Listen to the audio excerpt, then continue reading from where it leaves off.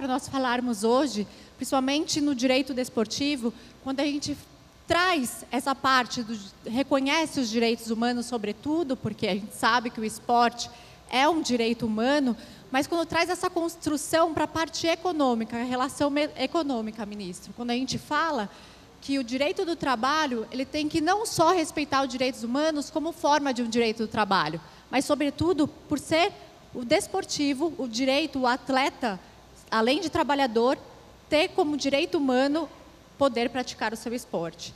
Então, a minha dissertação e assim esse tema, o que eu gosto de apresentar, é trazer o que a gente chama de igualdade.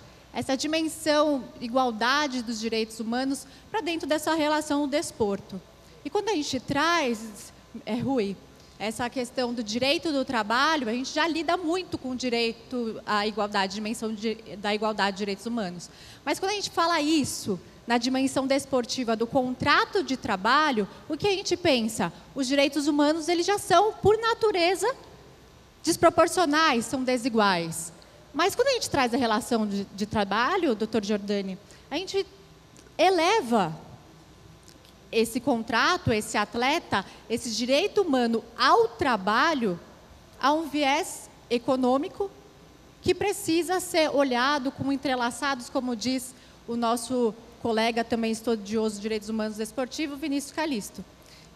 Na minha outra ponta está um colega de mestrado, e digo professor, que eu li o excelente livro que ele com certeza vai dizer daqui a pouco, que é o professor Andrei, que ele fala exatamente dessas relações e do estudo, dos entrelaçados, né, dos direitos humanos dentro do direito desportivo, onde hoje a sociedade nos traz a refletir exatamente o que nós temos a dizer quando falamos que um atleta, por exemplo, não precisa receber o seu adicional noturno no período noturno diferente do trabalhador urbano.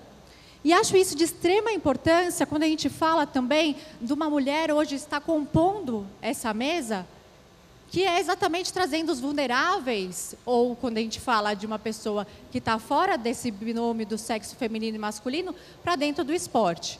Então, eu gostaria muito mais de falar, eu gostaria de aprender com vocês hoje. Eu vou passar a palavra, mas sempre lembrando que não tem como a gente chegar em nenhum outro direito se a gente não respeitar os direitos humanos. Sobretudo, ter a igualdade de participação de todas essas pessoas a um direito primordial, que é o direito humano ao esporte e mais. E através do contrato de trabalho desse atleta, que muitas vezes ele pode ser um hipossuficiente, vulnerável de todas as formas, é trazer essa igualdade de participação. Então, quero parabenizar esse evento, todos os painéis falando dessa integridade, trazendo esses entrelaçados, e dizer que aqui eu não consigo ainda tirar nenhuma conclusão. Acho que o direito desportivo está evoluindo muito mais para o lado dos direitos humanos, onde trazendo essa figura do atleta como uma figura a ser protegido, sobretudo como a gente tem, por outro lado, um capital muito latente, um lado do consumidor que também precisa ser explorado frente a esse atleta.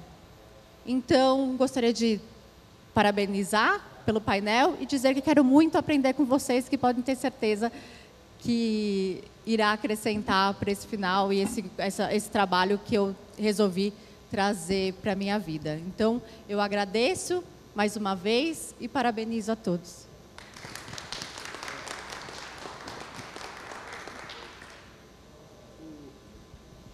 Agora,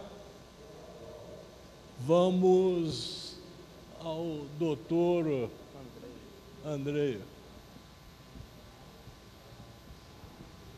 Obrigado, desembargador Marcelo. Quero agradecer a companhia de todos, o presidente Rinaldo, que está aqui, que é um lutador da causa dos atletas. É sempre muito bacana a gente ter o representante dos atletas dentro de um debate tão plural, né? Agradecer a companhia do desembargador Giordani. É um prazer tê-lo de novo como companhia em mais um evento para a gente discutir direitos humanos e discutir integridade. Ministro Sérgio, um prazer tê-lo aqui também nessa companhia, e a Alessandra, que é a minha companheira de mestrado e de grandes reflexões que ela apresentou durante 2 anos e meio de convívio. Muito obrigado pela companhia. Eu estava lendo o ministro Caputo há pouco, e terminei há pouco, e conversei até com o desembargador Giordani sobre isso, um livro do Piketty, que ele fala uma breve história da igualdade, onde ele começa com uma mensagem de esperança, depois para a gente falar das mazelas da vida e de todos os desafios que a gente tem pela frente. E obviamente a gente tem muitos desafios como cidadão para construir uma sociedade mais igual, uma sociedade mais humana e livre do preconceito. Mas ele começa com uma mensagem de esperança, ele diz: a gente está caminhando. Se a gente for olhar que até a década de 1960, nos Estados Unidos, os pretos não tinham os mesmos direitos dos brancos, a gente vê como a gente caminhou em 60 anos. Claro que essa conquista ainda não é uma conquista emancipatória, mas já é uma conquista civil. E quanto isso é importante, né, ministro Caputo, o senhor sabe, dessa conquista civil, dessa conquista legal. Então eu quero agradecer demais a participação e lembrando do Piketty, porque eu vejo num evento como esse também uma mensagem de esperança. Porque a gente tem aqui, nesse evento organizado pela Academia do Presidente Terence, pelo Ibrachina, do Thomas Law, um encontro entre todos os atores do esporte. A gente tem o movimento privado do esporte representado, a gente tem os atletas representados, a gente tem o poder público, o olhar vigilante do Estado sobre esse poder autônomo que é o movimento esportivo. Mas que ele não pode esquecer jamais que esporte não se afasta do direito e que direito tem como pilar a construção e a proteção de direitos humanos. Porque senão o ministro Caputo vai agir, o ministro vai agir, o desembargador Giordani vai agir. O ministro Sérgio precisa ter uma atenção sobre essa autonomia do esporte para que haja dentro do seu papel constitucional que o Estado tem, que o esporte tem. Porque se ele se afastar do Estado, não é só uma decisão dele, é uma obrigação do ministro agir. E isso não vai estar agredindo em nenhum momento a autonomia esportiva. Então, quando a gente tem um evento como esse, dialogando, movimento privado do esporte, personagens do esporte, atores do esporte, como o Comitê Olímpico, como o CBF, o movimento jurídico privado do esporte, como o STJD, representado pelo professor Paulo Feus nesse momento, e os atletas dialogando, a gente está construindo algo melhor. Então eu quero também parabenizar o professor Feus, que é o grande ideólogo desse encontro, porque o professor Feus, além de ser um professor, além de ser um acadêmico fantástico, um advogado fantástico, ele é um engenheiro, ministro Caputo, porque ele constrói pontes através do diálogo, que a gente sai de um lugar que é bom para um lugar ainda melhor. Muito obrigado por todos os ensinamentos que o senhor sempre traz e por mais esse evento que é fantástico que a gente está tendo aqui. E quando a gente fala de direitos humanos, a gente fala justamente nesse encontro que existe entre o poder público, a lex pública e o movimento privado do esporte. Porque todos têm autonomia e força constitucional para agir de acordo com a sua competência, mas em algumas vezes vai haver esse encontro.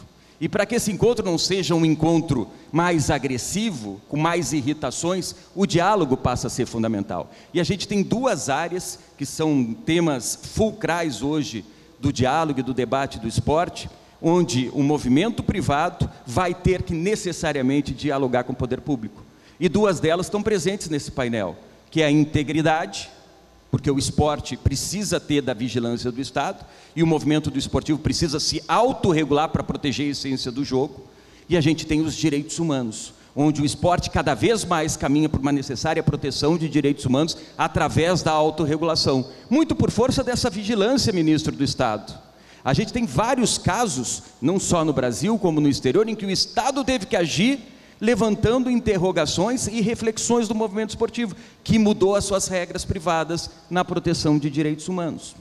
E como a gente está avançando, ainda lembrando de Piketty, dentro desse movimento e desse debate necessário, desse avanço de direitos humanos, a gente vai lembrar, ministro Caputo, que é de 2017 a política de direitos humanos da FIFA, que o Luciano Rostins, do Comitê Olímpico Brasileiro, trouxe, que é de 2018, o Comitê de Ética do Comitê Olímpico Brasileiro. Olha como tudo isso é recente, como a gente está tendo avanços recentes. A gente tem um summit sobre compliance na FIFA, isso é ótimo, mas ele tem 3 anos. 3 anos. A gente tem reformas significativas recentes dentro do ambiente privado do esporte, muitas delas em função de provocações, de reflexões e de irritações, mas sempre a partir do diálogo a gente vai avançando. Então, lembrando justamente dessas transformações, a gente fala sobre uma movimentação e uma transformação que vem através da pressão pública, da opinião pública, outra através da mobilização dos atletas, que é outra pauta urgente que o movimento privado do esporte precisa entender, que qualquer decisão para ser legítima dentro dessa cadeia associativa passa pelo entendimento e pela participação dos atletas, porque eles fazem parte da cadeia associativa. No momento que um deles levantar a mão e dizer, olha, isso não é legal, e se ele não conseguir um entendimento dessa cadeia associativa privada, ele pode procurar o ministro Caputo, pode procurar o ministro Sérgio e dizer, olha, o que eles estão fazendo dentro daquela associação esportiva é ilegal. E isso vai provocar uma irritação interna dentro de um ambiente que a gente pode se autorregular. Obviamente a gente tem essa força constitucional para se autorregular, mas a gente não pode em nenhum momento se afastar do esporte, em nenhum momento se afastar do direito, que tem como base essa construção de direitos humanos. Então são essas decisões do Estado através do Poder Judiciário, estou vendo o Felipe aqui, Felipe, que bom te ter por aqui também, colega de mestrado, e dessas reflexões necessárias que a gente tem avançado dentro da proteção de direitos humanos no ambiente esportivo. E só para trazer, antes de encerrar a minha fala, alguns exemplos que eu acho importantes para mostrar esse aprendizado do movimento privado do esporte, são decisões recentes do TAS, do Tribunal Arbitral do Esporte, que é a última instância do movimento privado jurídico do esporte, que, entendendo essa vigilância do Estado, do Tribunal Federal Suíço e das Cortes Internacionais de Direitos Humanos, tem agora tomado decisões recentemente, analisando o quê? Convenção Europeia de Direitos Humanos, jurisprudência de tribunais de direitos humanos, dando um olhar necessário para a proteção de direitos humanos. Até pouco tempo, o Tribunal Arbitral do Esporte, privado que é, olhava única e exclusivamente para quê? Para os regramentos privados do esporte. Hoje o olhar é mais amplo, em função dessa pressão externa, dessa pressão social, desses diálogos necessários e dessas irritações provocadas justamente por esse olhar externo do poder público, da lex pública, dos nossos julgadores estatais, que aqui estão presentes dentro desse grande diálogo, dessa grande reflexão que a academia está propondo, que o Ibrachina está propondo, nosso presidente Terence encabeçando essa relação, que eu acho um debate fundamental, muito importante. Então, em cima dessas questões, a gente está vendo esse novo entendimento do TAS, isso eu acho fundamental, porque vai dando legitimidade para essas decisões privadas do esporte. Isso passa a ser muito importante, porque cada vez mais esse movimento privado vai ganhando o respeito de quem? Do poder público, do movimento estatal, entendendo que aquele movimento é autônomo porque ele respeita o direito. Então a gente está avançando nessa construção, tornando o direito realmente efetivo dentro dessa cadeia associativa do Estado, do esporte.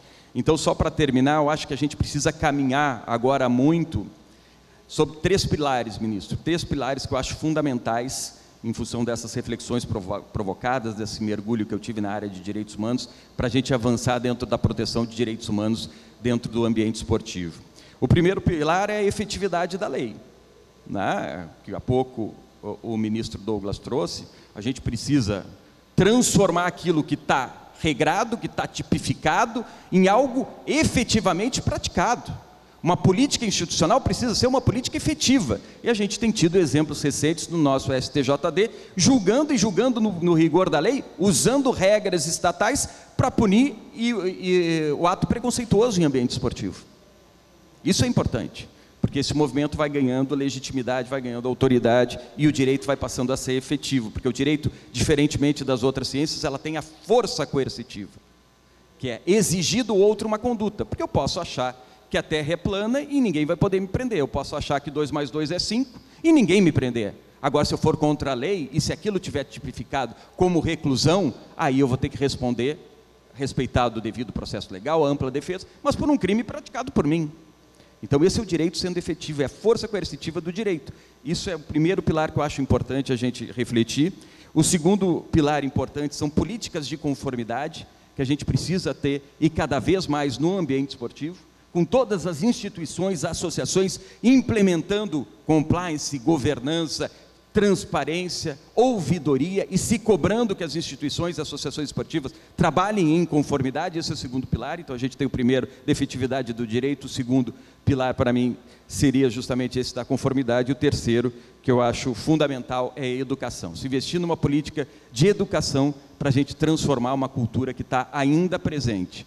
O recado, claro, que é para falar sobre um caminho que ainda é longo, a gente está começando a trilhar, e o desafio é grande pela frente, claro que sim, e infelizmente a gente ainda tem que falar sobre proteção de direitos humanos no ambiente esportivo. O caminho é longo, mas a mensagem é de esperança, como esse painel. A gente está caminhando, e quando a gente caminha e sabe que está no sentido certo, é porque está valendo a pena. Muito obrigado pela participação de todos aqui.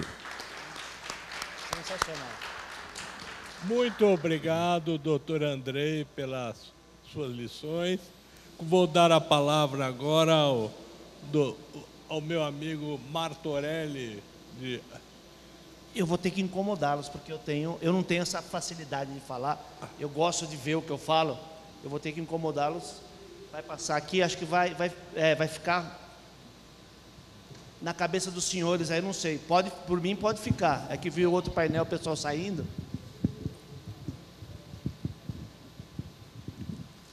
Coloca para mim, Fabiano, por favor.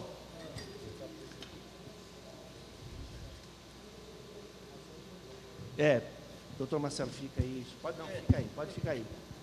Eu desculpa por incomodá-los. Bom, ótima tarde a todo mundo. Ótima tarde. Eu vou saudar 2 Guilhermes aqui.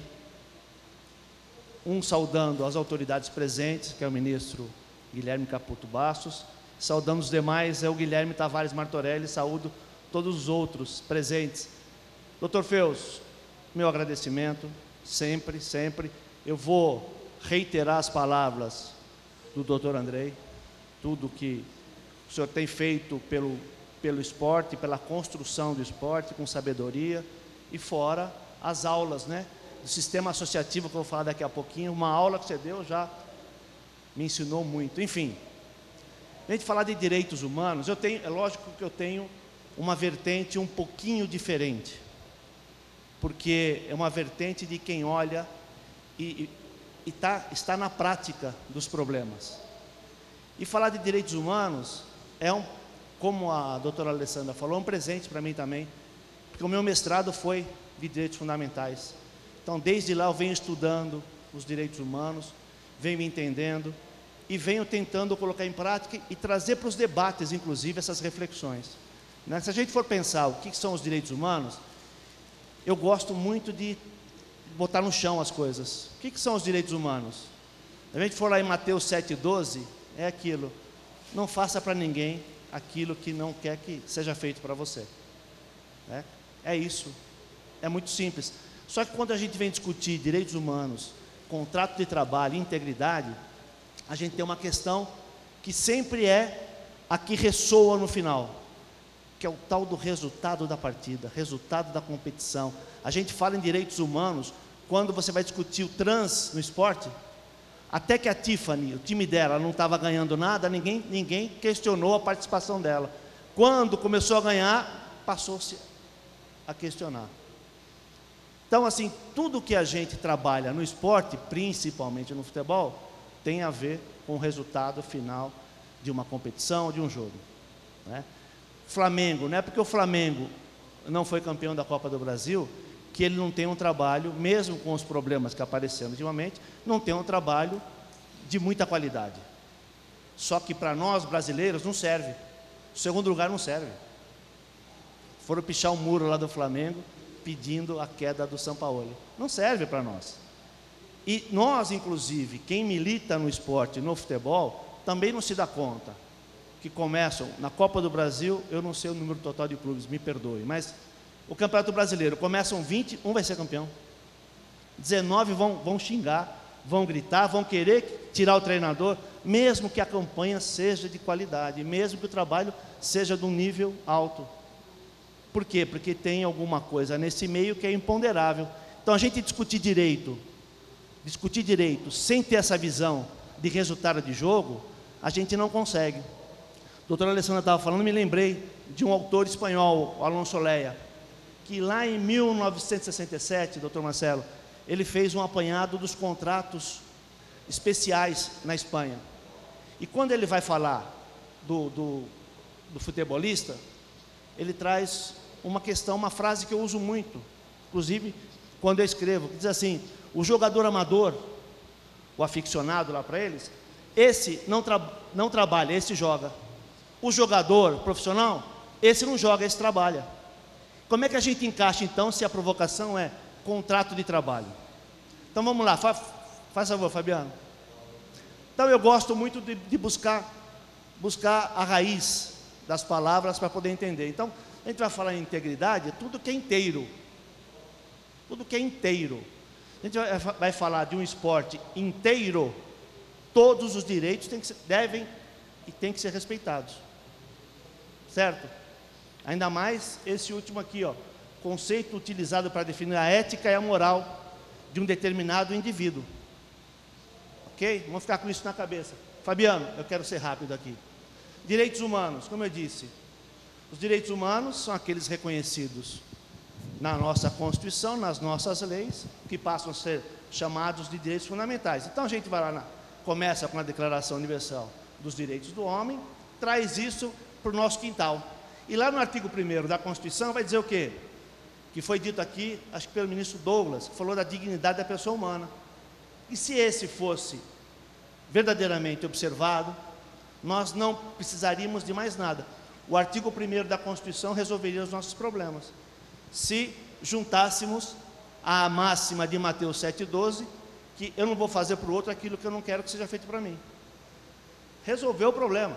Mas enfim, tem a questão do trabalho, tem a questão, né, outras questões que a gente tem que observar e trazer para esse debate. Fabiano, eu gosto da definição do professor Celso Fiorilo, que foi meu professor lá no mestrado de Direitos Fundamentais, que ele traz aí o conceito de piso vital mínimo, que está lá no artigo 6º da Constituição, que traz o trabalho como um dos elementos para esse piso vital mínimo, né?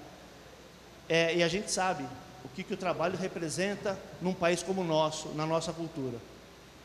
Quem não trabalha, como ele é visto, e quem trabalha, como é visto. Como que as nossas mães nos identificam para as amigas? Como é? É pelo trabalho. Então o trabalho tem uma importância muito, muito, muito elevada nesse conceito. E o trabalho, vamos lembrar, o trabalho inteiro, de integridade, né? Por favor, Fabiano. Aí o contrato de trabalho profissional, a gente fala do futebol, né? Porque se a gente for derivar ainda para as outras modalidades, tem mais problema para a gente resolver ainda. O vôlei, por exemplo, os clubes fazem contratos com os agentes é que pagam as atletas, os atletas. Quer dizer, os atletas não têm contrato, muitos não têm contrato, tem só o registro na confederação. Então isso dá muito problema? Evidente que dá. Mas enfim, é isso aí, acordo entre as partes, são inseridos dispositivos da lei especial, a lei geral e determinações do sistema associativo. Isso é uma coisa que eu gosto muito de frisar, porque sempre a gente tem que ponderar algumas questões no caso concreto. Livre estipulação entre as partes. Esse contrato, como é um contrato por prazo, é um contrato por adesão, ele ganha ou ele perde força? Ele ganha ou ele perde força, sendo um contrato por adesão? Enfim, se a gente sair do meio esportivo, for trabalhar o contrato por adesão, o entendimento é um. Quando vem para o meio esportivo, o entendimento é outro, o mesmo contrato. Bom, Constituição Federal, princípios gerais de direito do trabalho, eu também gosto muito, e as especificidades, mas isso a gente fala daqui a pouco. Por favor, Fabiano. Bom, Comitê de Integridade. Algumas federações, a CBF, compôs esse Comitê de Integridade.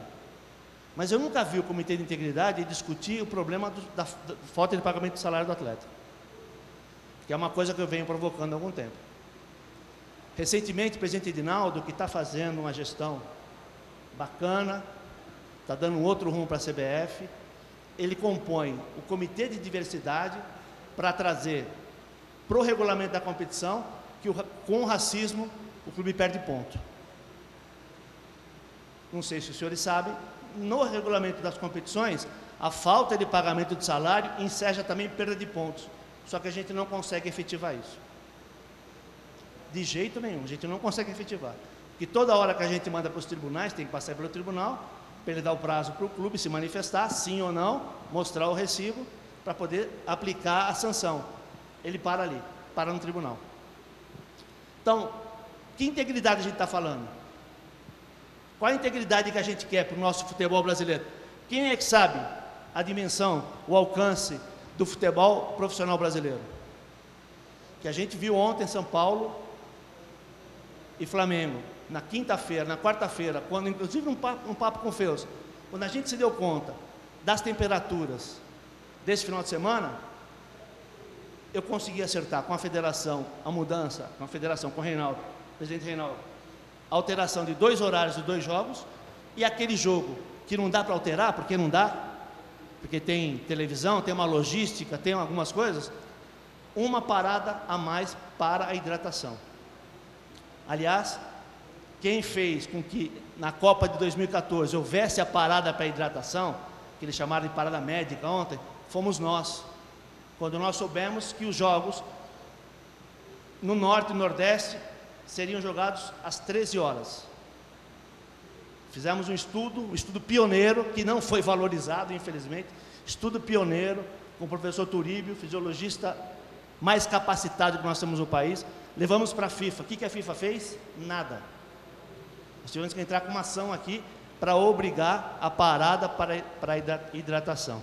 Então, quando a gente vem e entende isso, o futebol brasileiro tem lá o trem do Amapá, é time do futebol brasileiro profissional, mas ele não está no radar.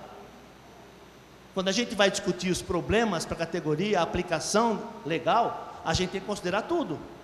A construção legal, a gente tem que considerar tudo. Só que quando a gente vai para Brasília, a gente não encontra o representante do trem do Amapá, de jeito nenhum.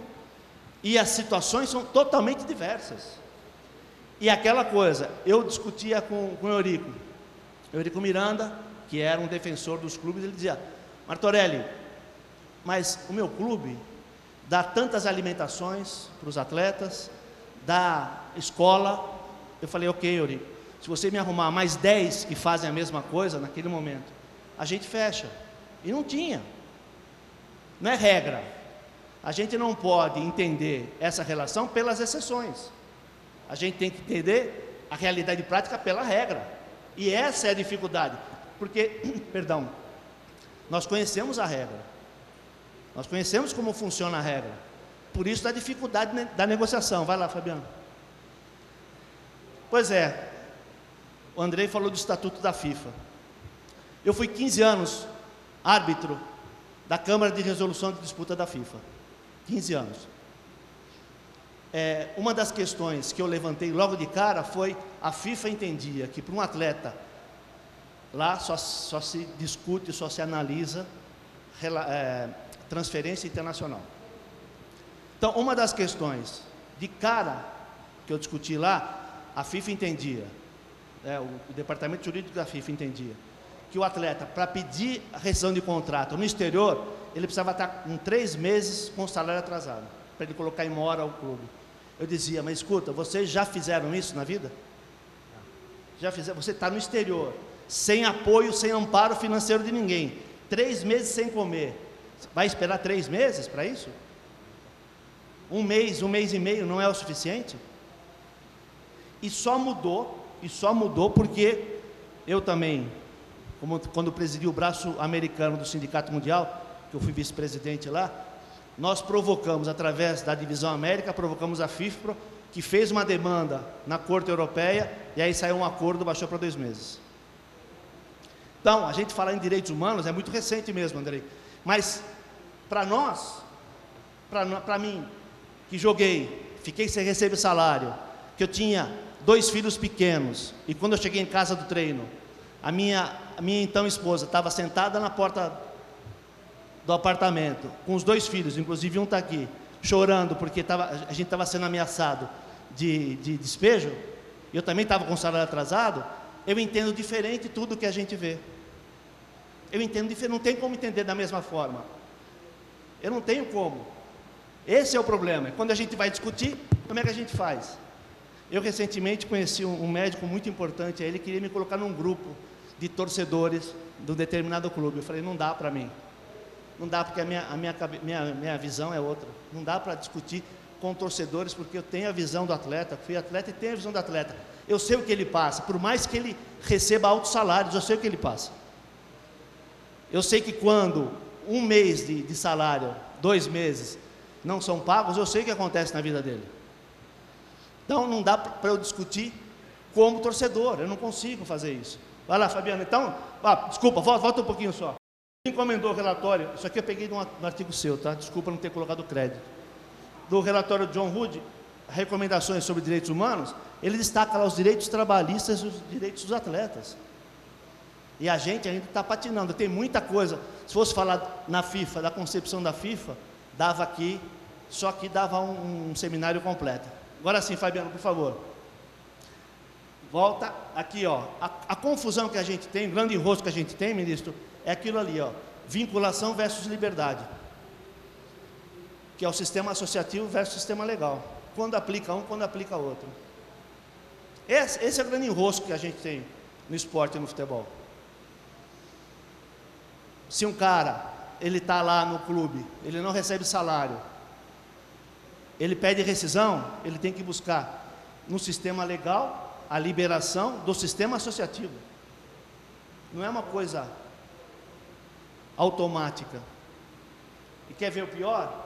Quando o clube resolve se desfazer dele, o clube não precisa mais nada, se desfez e não paga. E bota lá o cara para andar. Vai receber quando você puder. Então, a gente vai falar de direitos humanos se a gente não conseguir resolver essas questões?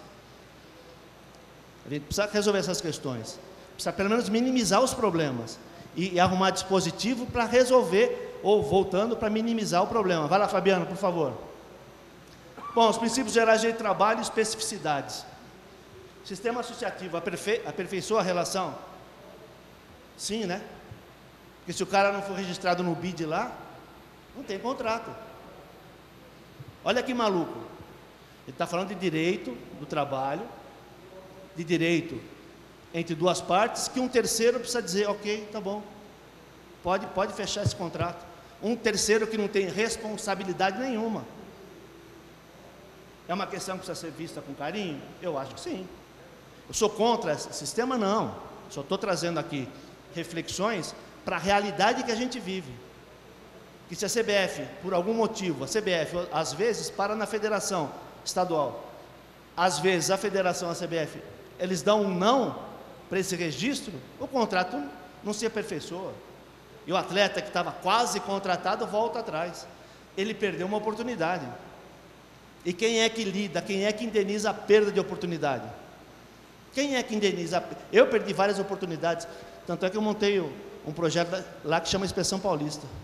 Eu perdi a oportunidade porque na época eu tinha o passe livre, os clubes queriam me contratar, e eu precisava treinar um pouquinho, que era goleiro, para quem não sabe, precisava bater um pouco o braço no chão, bola na mão, precisava bater um pouco, perdi a oportunidade, os clubes iam buscar outro. Tanto é que quando fui jogar no Paysandu, recebi um contato quarta-feira à noite, como é que você está? Você está treinando com bola? Estava nada, mentira.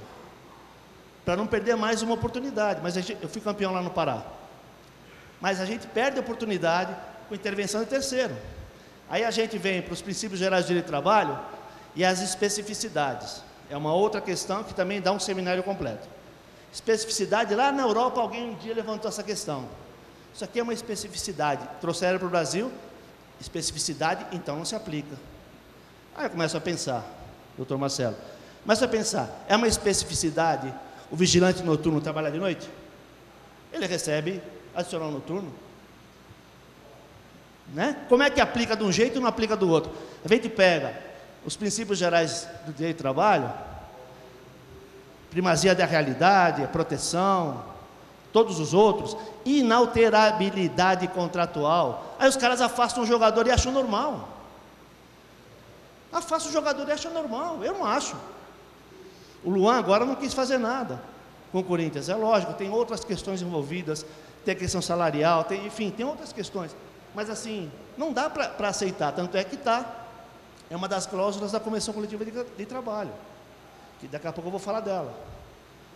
Entender aquela coisa da hipersuficiência, que agora, né, surgiu a hipersuficiência, que para mim, nos meus estudos, como eu falei aqui, eu tenho algumas pós-graduações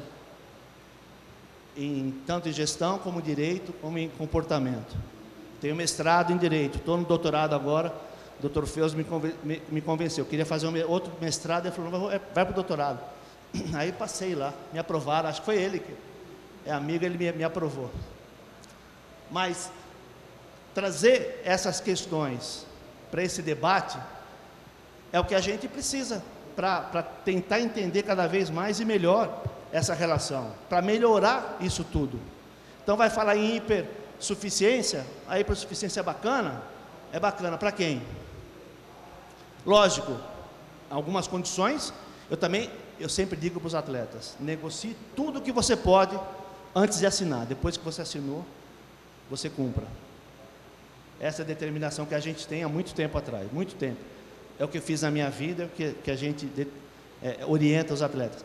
Mas a gente sabe que, mesmo um atleta que ganhou R$1 milhão, quem lhe paga é muito mais poderoso.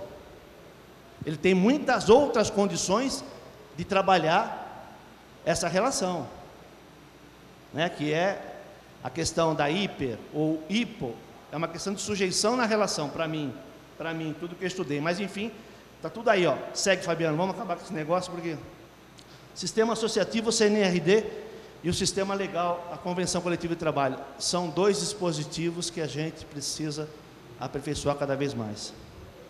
Eu agora, em outubro do ano passado, eu assumi como membro na CNRD. E falo com muito orgulho que essa pauta fui eu que vinha discutindo já com o presidente Ricardo Teixeira, e na presidência do Dr. Marco Polo Deonero nós conseguimos concluí-la. CNRD é a salvação do futebol brasileiro. Lembrem disso, lembrem desse dia, CNRD é a salvação do futebol brasileiro. Por quê? Porque de tudo que a gente vê aí, é a que faz com que o clube tenha responsabilidade sobre aquilo que ele assina. Porque é no sistema, olha a contradição, né? É no sistema associativo que a gente consegue executar o que é do sistema legal. Bacana, né? Mas é assim, o mundo é assim. A gente lá na FIFA também discutia a cláusula espanhola. Cláusula espanhola é aquela cláusula de rescisão que ela é muito superior ao contrato de trabalho, que é aquela coisa de que o principal não pode ser superado pelo acessório. Só que lá os caras pagam salário, não pode atrasar salário. Então deixa aí essa cláusula, não tem problema. O problema é você ter essas cláusulas e não pagar salário e prender o jogador. Que tem a cláusula espanhola, uma cláusula alta, ninguém atrasa. Então, na hora de negociar, é bom para o atleta, é bom para o clube, está tudo bem. Agora, usar a cláusula de rescisão para coação é que não dá. Passa, por favor. É que está liberdade contratual, passe. Passe, quando a gente acabou com o passe, já tinha 10 anos da Constituição. Foi em 98 que começou a valer em 2001. Né? 3 anos de carência para os clubes se adaptarem. Os clubes se adaptaram? Até hoje não se adaptaram. Aí, mas Martorelli, você quer o que com o clube? Eu quero que ele fique cada vez mais forte. Eu quero que existam 5.000 clubes profissionais. Eu não quero o clube quebrando. Tanto é que no ato trabalhista, eu fui o primeiro a assinar com a Portuguesa. Foi a primeira, o Dr. Sérgio deve ter visto lá a assinatura do Sindicato de Atletas. Primeiro a assinar com a Portuguesa foi o Sindicato de Atletas, apoiando aquela proposta de pagamento, de pagamento dos acordos, com uma condição, exigia uma condição, que nenhuma das parcelas do acordo pudesse ser atrasada, nem tampouco o salário dos atletas. E de lá para cá tudo está andando. Então, é assim, vamos para a prática? Vamos entender a prática, como é que funciona? É isso. A gente é contra tudo isso? Ato trabalhista, Profut, SAF? Não, a gente não é contra. A gente é contra que se utilize tudo isso como ferramenta para não cumprir o pagamento de salário dos atletas. É isso que a gente é contra. E aí tem sempre uma saída. tem sempre uma tentativa de saída. Né? E usar isso seria legal. As férias, falando de direitos humanos, as férias foi uma ação nossa em 2004. A gente conseguiu fazer com que as férias, o período de férias fosse efetivado.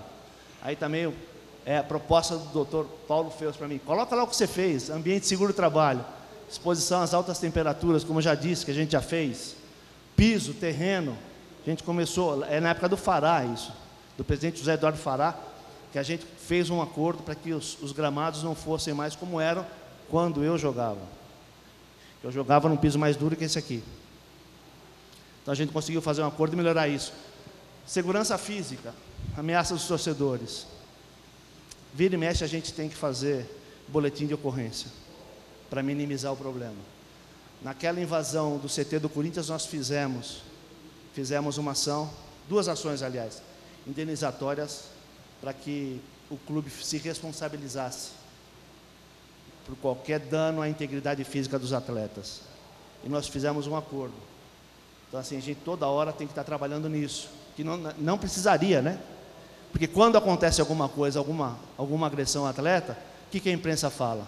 O sindicato não faz nada, é sempre assim. Como se o sindicato tivesse a obrigação de ir de porta em porta de clube para evitar qualquer tipo de ameaça. Mas eu falo, se a gente tivesse um sistema de inteligência como um monitoramento, aí é legal. Mas a gente não tem, não dá para ter. Então não dá, só depois que acontece a ameaça que a gente corre. Direito à própria imagem, é uma discussão também que a gente sempre defendeu, que o atleta possa fazer o trabalho da imagem dele, desde que o clube cumpra, desde que não haja aqueles atalhos legais, a tentativa de atalho legal. E o recebimento de salário, que para nós, assim, aí surge lá nos Estados Unidos. Na NBA estão discutindo o teto salarial. Aí ligam para mim, Martorelli, vamos discutir teto salarial? Vamos, desde que a gente consiga garantir o mínimo, o piso. Entendeu? Não tem problema de negociar nada. E assim, e hoje o doutor Feus está aqui, a gente tem uma relação muito próxima, porque entendeu que nós somos negociadores. Para melhorar isso, nós temos que negociar e esgotar toda a negociação. O ministro Caputo também é testemunha do que a gente tem feito, na tentativa de aí fazer uma convenção coletiva que possa resolver muitos problemas. Muitos problemas. Eu concordo quando o ministro Douglas diz que a gente vive por segurança e controle, e a gente não tem segurança de nada, não tem controle de nada. Né? Quando a nossa bexiga avisa, a gente tem que sair correndo para o banheiro.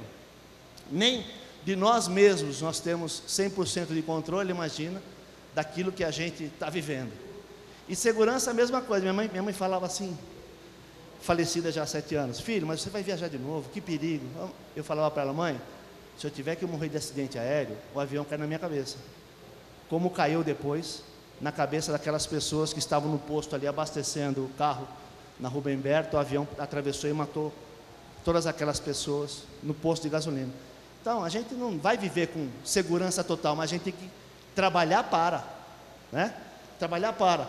E aí, vai lá, eu gosto muito dessas questões aí. Quando a ciência não pode resolver, eu vou buscar na filosofia. Então, tem 2 teses lá, do Rousseau, diz que o homem nasce bom, a sociedade o corrompe, e do Hobbes, né? Diz que se não tiver um Estado firme, o homem não consegue conviver.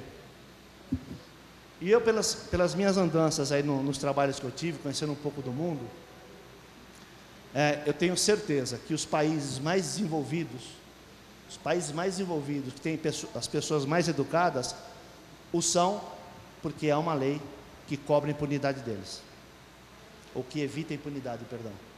Porque se você tirar os europeus, que são muito rígidos na Europa, se você trouxer-los para cá, para o nordeste do Brasil, eles pintam e bordam. Eu já vivi isso. Se você tirar os asiáticos, que são muito certinhos lá, e trouxer para o Brasil, que não tem impunidade, eles fazem a mesma coisa. Então, cabe a nós esse controle. E cabe a nós, no esporte, todos nós que estamos envolvidos aqui, poder público, as associações, os sistemas envolvidos no esporte, controlar isso. Não tem jeito. E aí, para acabar, eu gosto muito desse cara aí, que ele diz assim, ó: a única alegria do rebanho é quando o lobo come a ovelha do lado. Ou seja, o que importa é meu direito, o seu que se dane. E como eu disse lá no começo, direito humano é: eu não vou fazer para o meu vizinho, eu não vou jogar lixo na casa do vizinho, porque eu detesto que jogue na minha. Se a gente fizer isso, a gente resolve um monte de problema. Te agradeço. Professor Feus, um abraço. Desculpa ter atrapalhado vocês, agora nós vamos ter que voltar. Muito obrigado, Martorelli, pelos seus ensinamentos, pelas suas palavras. E vamos ouvir agora o nosso colega, doutor Giovanni.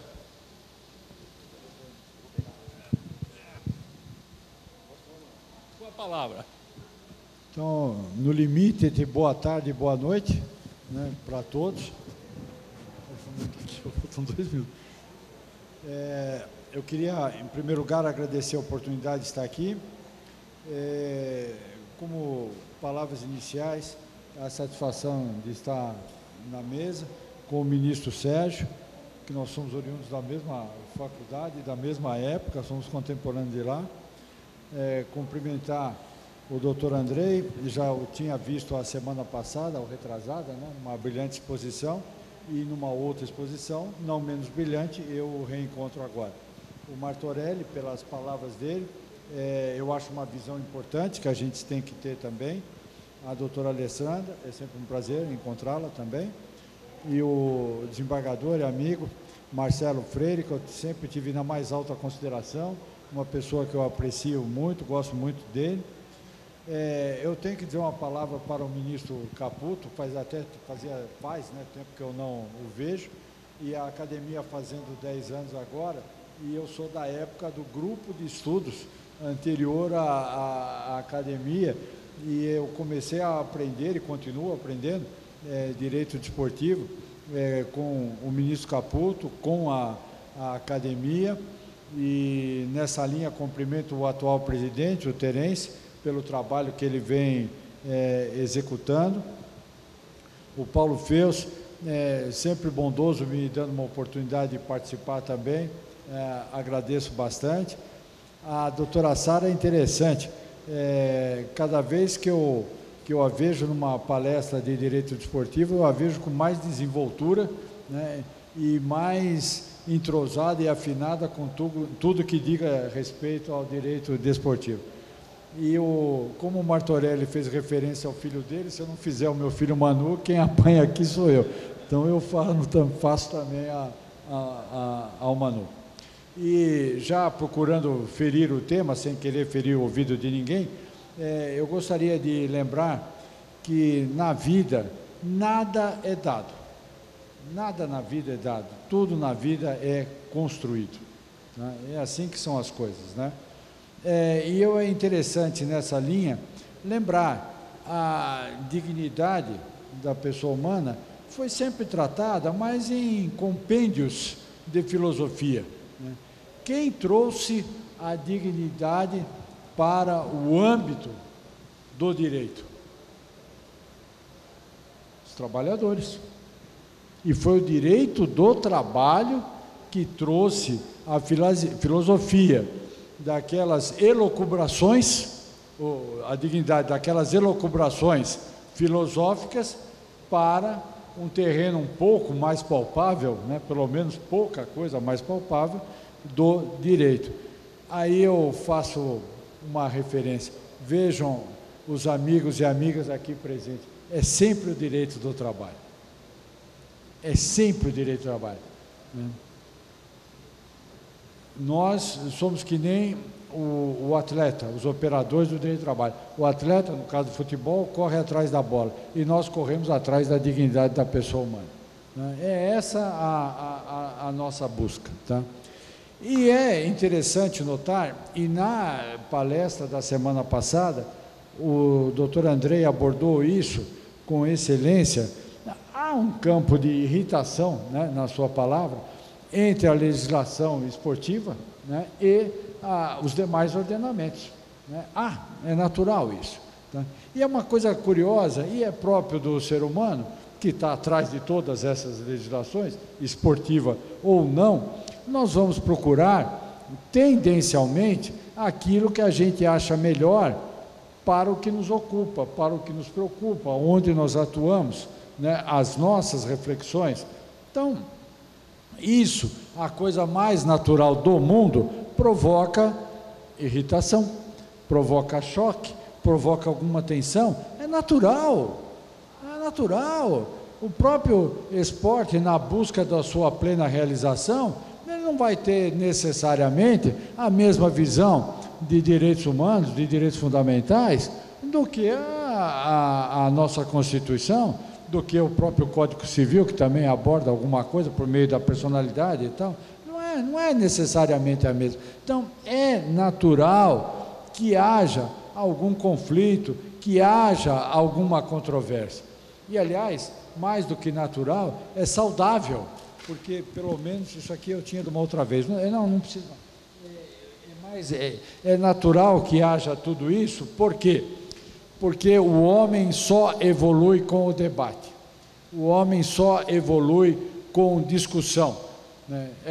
Não estou querendo dizer com isso que debate não é chegar às vias de fato. Tem pessoas que pensam que debater já é xingar o outro, já é querer partir para cima. Não é isso, tá? É aquele debate saudável de duas mentes conversando, de dois espíritos conversando, para se aprofundarem acerca de algum tema.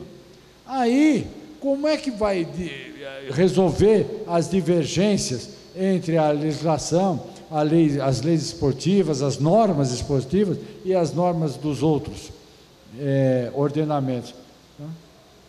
É o judiciário. É o judiciário que tem que resolver. Então, o judiciário é importante. Isso aí significa que eu estou tirando o valor de justiça esportiva, legislação esportiva? Não. É que quando há conflito, alguém tem que resolver. E no nosso sistema, quem tem que resolver é o judiciário. Se ele não for acionado, se não precisar do judiciário, se as partes puderem se compor, como uma pessoa que eu conheço, que gostava de falar, muito que bem, não precisa da gente. Tá? Eu falo da gente na qualidade de aposentado, atual desempregado, né? Mas não precisa do judiciário, percebe? Agora, se precisar, pode contar com o judiciário para resolver. E tanto é necessário o judiciário, e é por isso que eu estava com essa folha. Eu vou citar só um artigo da nova Lei Geral do Esporte, é o artigo 70. No nível da excelência esportiva, as relações econômicas que advêm do esporte devem basear-se nas premissas do desenvolvimento social e econômico e no primado da proteção do trabalho, da garantia dos direitos sociais do trabalhador esportivo e da valorização da organização esportiva. Essas palavras fantásticas. Se isso for realmente seguido, né, como diz o Martorelli, é o artigo 1º lá da Constituição, acabou, em termos de esporte. Tá? Mas, pelo menos a minha experiência, o que eu vejo, na própria Lei Geral do Esporte, esse dispositivo não encontra ressonância em artigos posteriores, na própria Lei do Esporte. Os amigos sabem, tanto melhor do que eu, né, tendo em vista a sua cultura muito mais elevada que a minha, os amigos e amigos aqui presentes, tá? Palavra aceita tudo. Palavra, onde ela é expressa no papel, também aceita tudo. Agora, a vida não aceita tudo. Aí dá choque.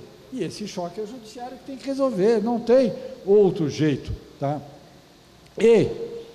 Como eu disse que nada é dado, tudo tem que ser construído, a dignidade humana não é dada também. Ela tem que ser construída, ela tem que ser conseguida. E pior, dignidade é que nem fazer regime. Eu sei bem disso. Emagrecer, você consegue. Se manter depois é um problema. Não, então, emagrecer é tranquilo. Né? Então, vem lá com a dignidade. Prever a dignidade na Constituição, em vários outros textos, uma maravilha. Agora, ela está sendo observada no dia a dia? Como diz aquele grande jurista e os filósofo italiano, Norberto Bobbio, no livro dele, A Era dos Direitos, né? Conceder direitos é fácil, agora garanti-los é mais difícil. E já que o Martorelli fez referência a algum texto bíblico, eu sei que isso já vem lá de trás. O apóstolo Paulo já dizia que ter lei é uma coisa boa, agora, se não praticar o que está na lei, não adianta nada, né? Então, nós temos que observar essas coisas, tá? E aí é o direito que vai garantir.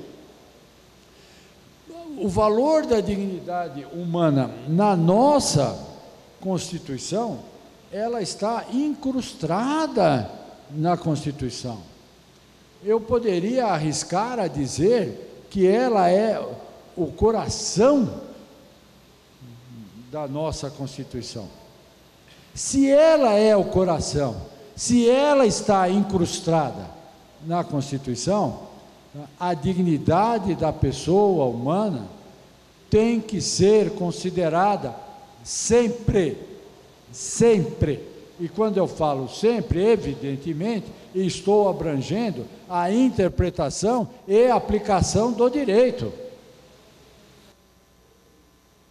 Falou-se aqui, e muito bem, diga-se de passagem, sobre segurança jurídica. Eu ouso dizer, minhas amigas e meus amigos, quem provoca mais insegurança jurídica no nosso país é o legislador.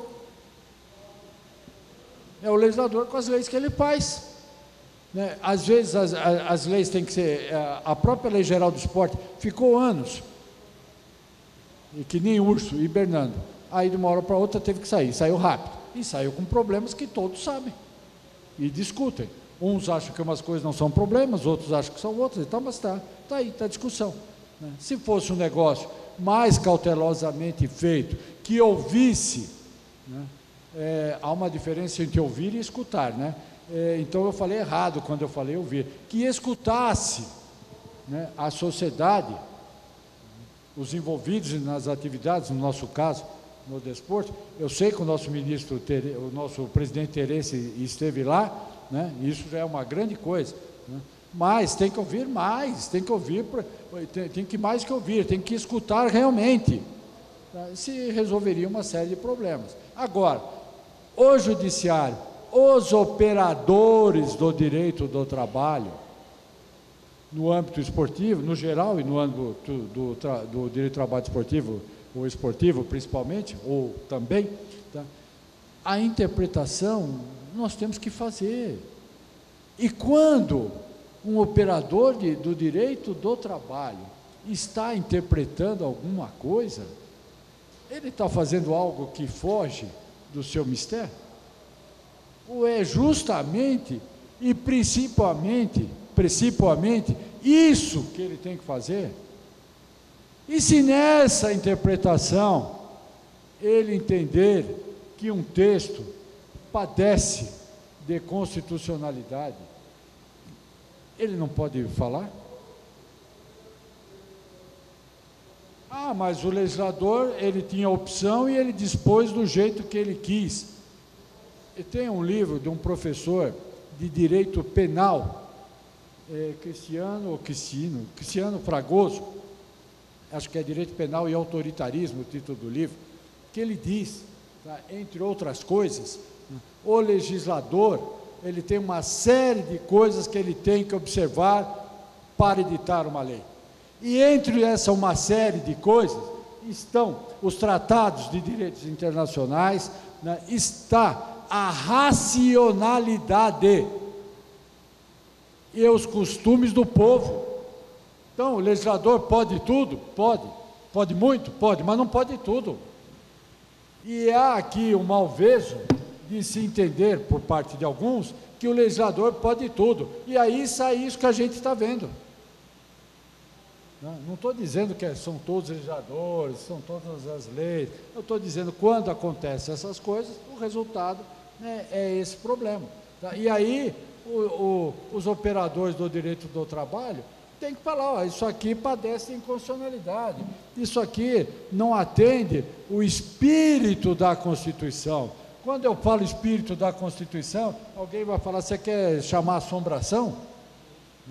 Não, eu estou me valendo dos ensinamentos de um dos maiores constitucionalistas do nosso país, José Afonso da Silva, que num livro que ele tem, Comentários Contextuais à Constituição, ele diz que para a interpretação da Constituição, nós temos que, entre outras coisas, tomar atento em relação ao espírito da hermenêutica constitucional, o espírito da Constituição. E então não adianta vir segurar num dispositivo isolado do texto da Constituição e falar, não, a Constituição permite isso, mas o espírito da Constituição permite? A gente pode pegar um negócio, pensar algo, basta? Está lá? Não basta. E quanto já estou finalizando, que eu sei que a hora urge ou ruge, e quanto a se dizer, não, mas o legislador dispôs assim, se ele dispôs, está disposto, ele quis assim, tá? Segundo um juiz da Suprema Corte Argentina, eu sei que os amigos aqui e amigas presentes vão falar, mas argentino pensa? E eu mesmo me espantei, mas depois que eu tomei contato com as obras dele, eu vejo que pensa também. Tá? Eugênio Raul Zaffaroni, grande penalista que está na Suprema Corte Americana. Ele diz que quando a gente vem com esse argumento aí, o legislador quis, o legislador pode, e papapá, tá? Isso é um atestado do nosso continente, que nós fracassamos quanto à racionalidade de uma lei. Ok? Ele diz isso. E eu adiro, com modéstia, com as minhas limitações todas, eu adiro a esse pensamento. Tá? Então, fechando. Para a sociedade, a manifestação do judiciário continua sendo imprescindível também, e por consequência, se é para a sociedade, para o esporte. É natural. Tá? E não é diminuir o esporte, não é querer tirar espaço do esporte, não é querer nada. Na vida há problemas, na família de cada um surgem problemas, é natural. Normalmente sei lá, é o marido, a esposa, ou às vezes até um filho mais velho que acaba resolvendo a coisa. É normal, alguém tem que falar alguma coisa. Alguém tem que falar, em qualquer lugar. Entendeu? Então, é normal que seja o judiciário pelo nosso sistema. Eu não me empolgo com afirmações de que o legislador fez e ponto final, né? E a gente sabe, né, o apego que o legislador tem a certas coisas, né? Então, isso dá problema também às vezes, né? A certas visões, onde ele acha que pode ser melhor e tal, e nem sempre é o que a sociedade quer. E tudo mais que eu falei aqui agora, que eu não vou tornar a falar para não me tornar mais cansativo do que eu já fui. Então, eu cumprimento a todos aqui presentes, mais uma vez o ministro Caputo, saiba que eu não esqueço que eu estou aqui no direito desportivo pelas suas mãos, né? Isso, eu não costumo esquecer as coisas, né? E muito obrigado a todos. Né? Mestre Giordani, obrigado pelas suas gentis palavras, sempre muito objetivas, sempre muito prático, muito de conteúdo pedagógico muito bom, e sempre continue aqui sempre conosco. Precisamos ouvi-lo e muito. Mestre Sérgio, meu amigo Sérgio Pinto Martins, vamos deixá-lo por derradeiro para esclarecer alguns pontos. Por favor, com a palavra. Boa noite a todos. Agora já é boa noite, né, Jordânia? Já passou das 18. Cumprimento o presidente da mesa, Marcelo Freire Gonçalves.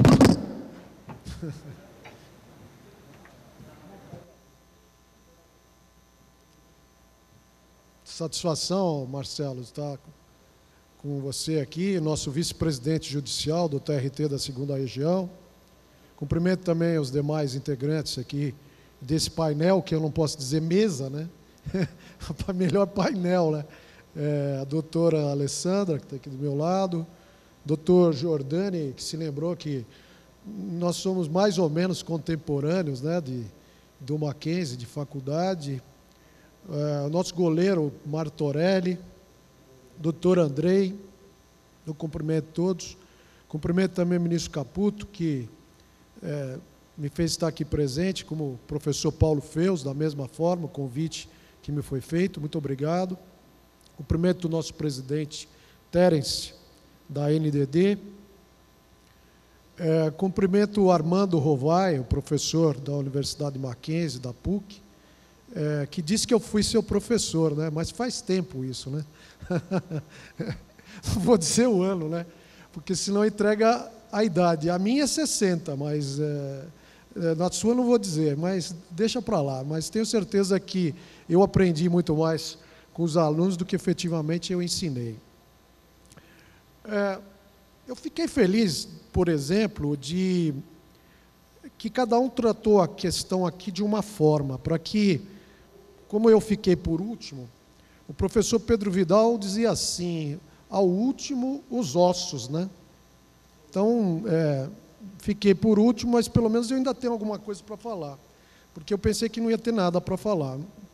Então, eu fiquei pensando aqui em várias coisas que foram faladas, e eu acho que há uma necessidade de uma interação em todas essas coisas que foram faladas de uma forma e eu vou dizer de outra, né? Então, um primeiro aspecto que seria mais genérico, se falar num direito humano essa prática do esporte, né?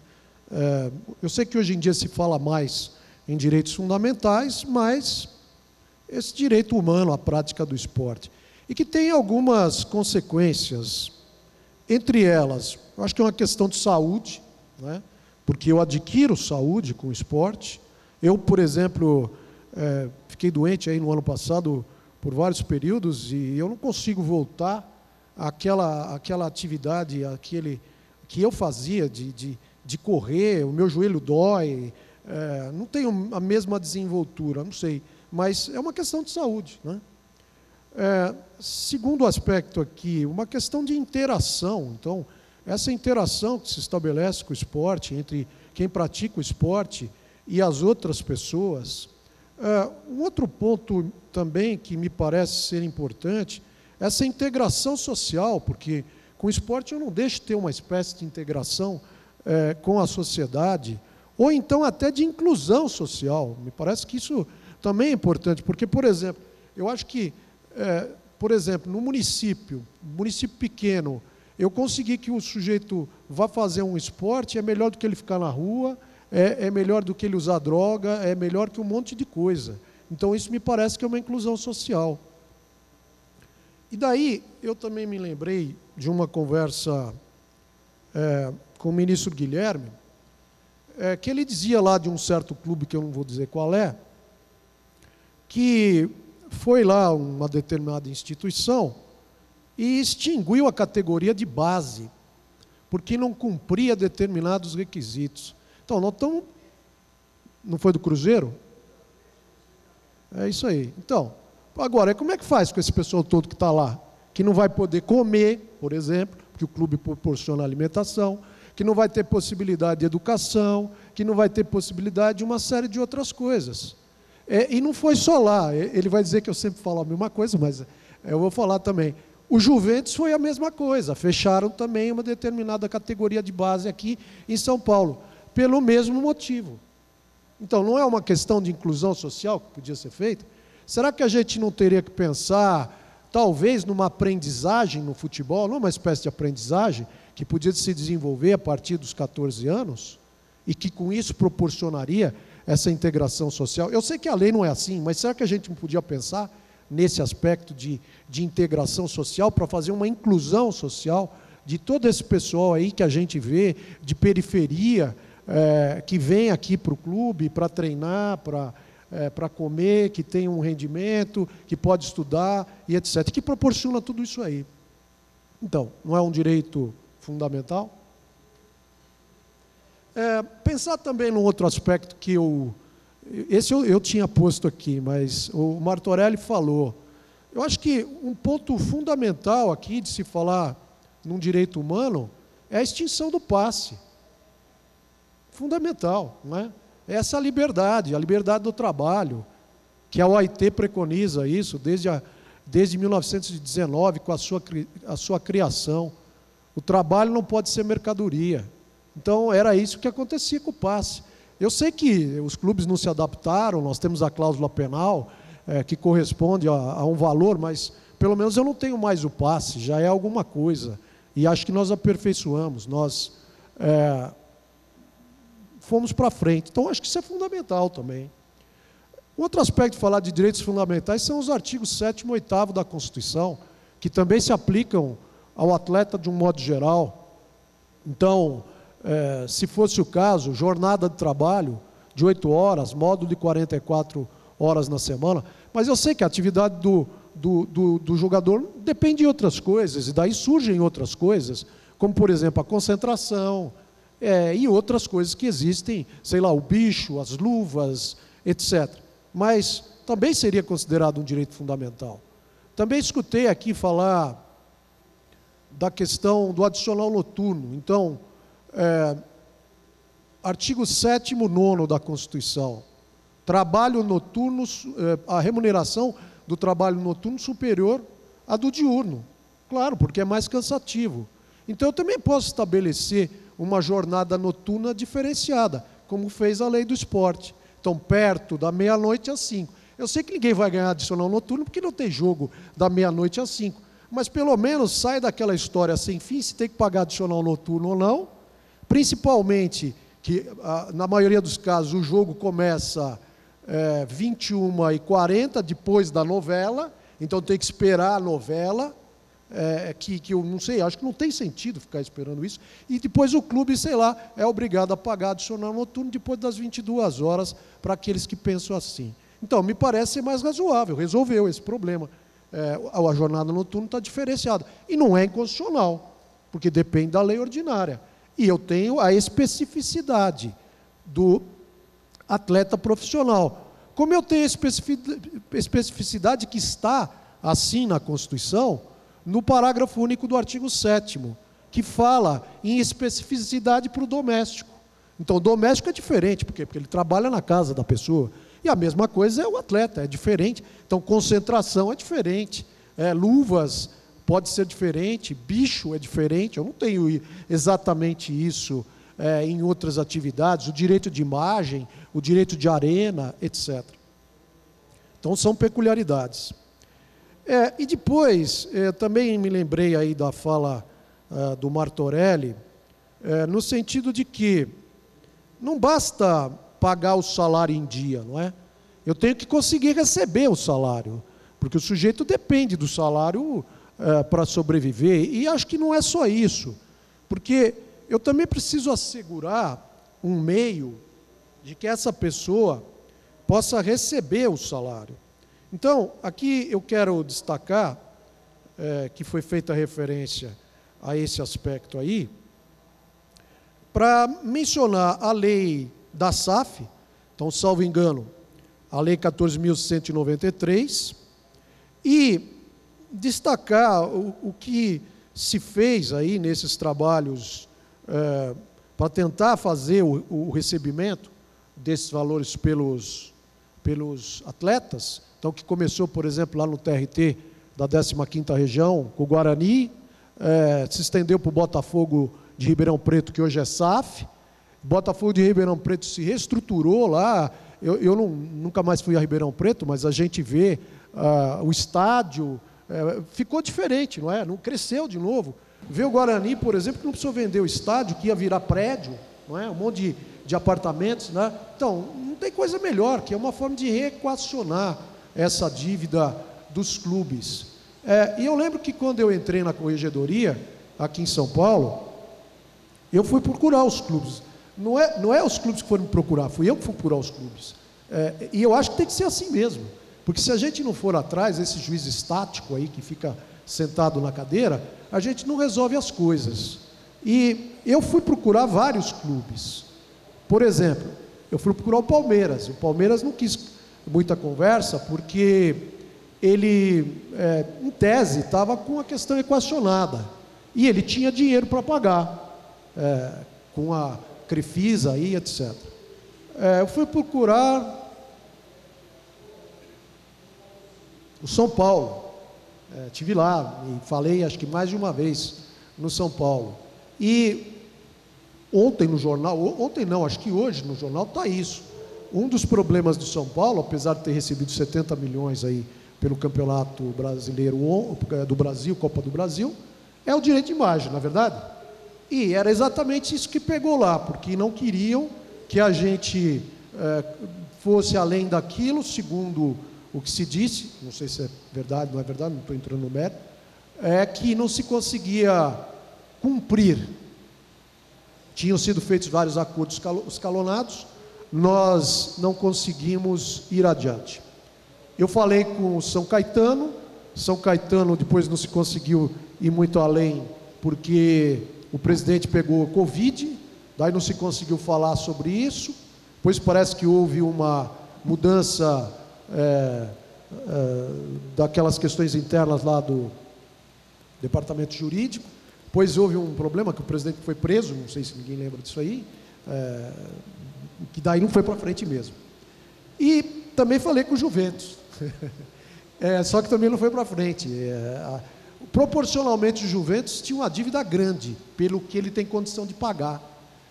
Não é dos clubes grandes, só que aquilo é importante para ele, porque ele não tem mais aquele mesmo número de associados do Ferreira Pinto, que era o clube que tinha mais associados na América do Sul. Estão lembrando aqui, não é? E hoje não é isso. Se tiver 2.000 sócios pagando, hoje é muito. E como é que o clube vive disso? E viveu principalmente da pandemia. E daí, surgiu uma outra coisa que nós conversamos bastante, que não andava, que era exatamente a Portuguesa, não é? Em que a Portuguesa queria voltar a fazer um plano que ela fez, não é? Lá em 1998, por aí, e que não cumpriu.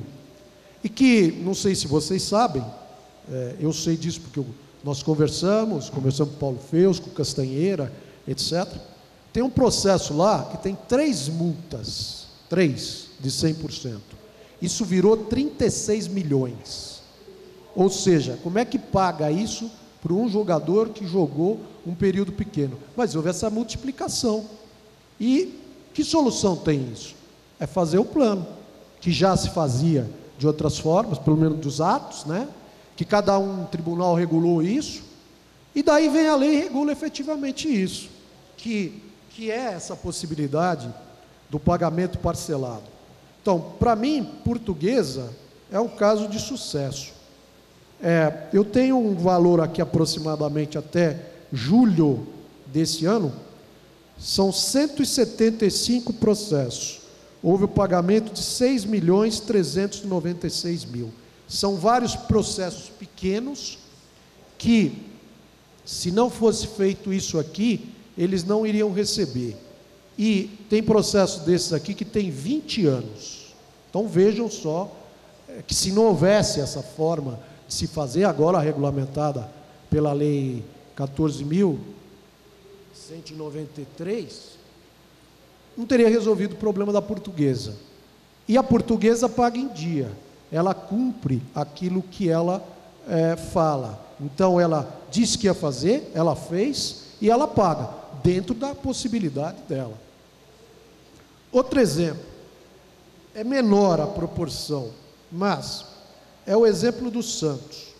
O atual presidente do Santos, nós fomos falar com ele telepresencial e depois nós falamos presencial lá na Vila Belmiro.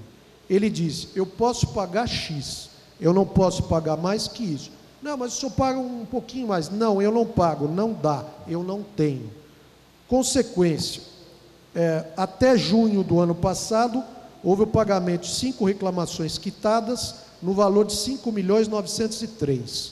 A mesma coisa, nós fizemos audiências telepresenciais com determinadas pessoas, entre elas, nós conseguimos um acordo, por incrível que pareça, com o Sampaoli, que na primeira conversa com ele, ele falou: você não vai fazer com que eu perca o meu direito, ou um valor menor do que é o meu direito. E ele dizia lá, porque ele estava no Olympique de Marselha, na época: eu quero La Plata, você não vai tirar a minha plata. Conseguimos um acordo parcelado com ele. Outro exemplo também foi o Dorival Júnior. Também muita conversa, conseguimos fazer um acordo parcelado com ele, que está sendo cumprido. E o último exemplo era um processo que já tinham sido feitos 3 acordos, era daquele Fabiano Euler, que era um zagueiro que jogou no Palmeiras, não sei se ele foi para o Santos, depois ele foi para o Internacional, estou falando de cabeça, não me lembro muito bem, mas, mesma coisa, ele falou: como é que eu vou acreditar que vão pagar esse valor? Eu falei: o presidente está garantindo. Ele disse que ele não paga mais do que isso, ele paga esse valor, e ele cumpriu, e ele vem cumprindo. Então, a consequência aí é que, nesse aspecto, existem 6 processos aqui, parcelados, que são esses exemplos que eu dei, no valor de 1.132.000. Se não fosse feito dessa forma, como é que nós íamos falar do cumprimento desses processos? E o último processo, o último exemplo que eu vou dar, é o exemplo do Corinthians, que também fez um parcelamento, também da mesma forma. São 8 processos, já houve o pagamento de... são 8 processos, já houve o pagamento aqui de vários valores, restam aqui alguns outros aspectos, esse do Corinthians,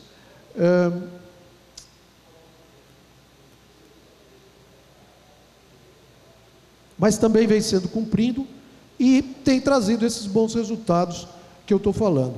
Lembro também que o ministro Guilherme fez uma atualização dos provimentos da Corregedoria, no sentido de também colocar isso que está na lei, porque havia alguns aspectos como esse, que os provimentos dos tribunais só previam o prazo entre 2 ou 3 anos, e a própria lei agora fala que, se houver o cumprimento de X% da legislação, é possível que haja a observância de mais 3 anos, totalizando 6 anos. E isso é uma forma, efetivamente, de garantir esses direitos que tinham sido estabelecidos e que não vinham sendo cumpridos, como nesses exemplos que eu dei aqui. E ainda posso dar um último, que não tem nada a ver com a área esportiva, mas era um outro exemplo parecido com o exemplo da Portuguesa, que é a questão do ógmo, em que aqui no Porto de Santos, nós também chegamos a fazer, na minha época, 123 acordos, num valor de mais de 20 milhões. Da mesma forma, havia processo aqui que não se conseguia receber há 15 anos. Tinha gente que já tinha até esquecido do crédito. Aí fizeram uma entrevista lá com alguém, naquele programa da TV Tribuna, lá no litoral, né, que é reprodutora aqui, ou repetidora da Rede Globo. O sujeito lembrou que ele tinha o processo dele, ficou contente, conseguiu resolver e pagar suas dívidas. Então, não é importante falar nessa garantia de salários, dessas verbas trabalhistas, por intermédio desses sistemas, que inicialmente se faz por meio de um provimento administrativo, de uma norma administrativa de corregedoria,